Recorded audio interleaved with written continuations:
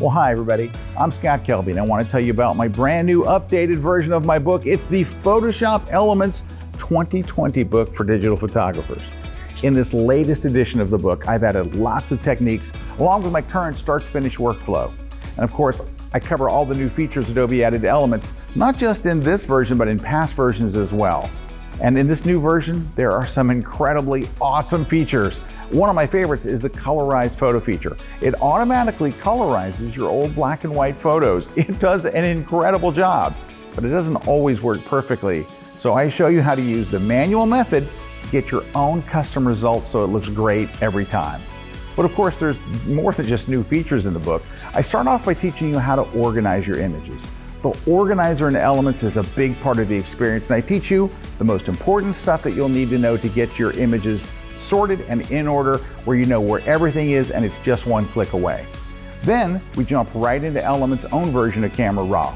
This is where today's photographers are spending the biggest part of their image editing time. And when we're done, you'll know Camera Raw like a champ.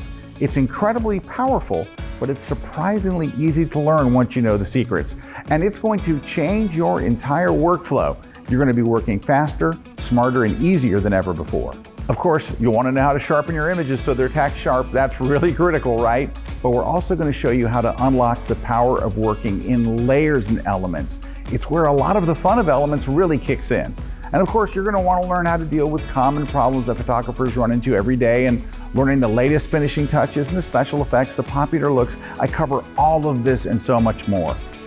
This book, though, at the heart of it, it does something that no other book on Elements does. And that is, it tells you what to do and when to do it. And it doesn't challenge you with a bunch of theory or try to make you figure out things on your own. I'm going to share my exact settings, the same settings that I use day in and day out. So it takes the guesswork out of the whole thing. You'll know exactly what to do and in what order. So go check out my brand new book. It's called the Photoshop Elements 2020 book for digital photographers.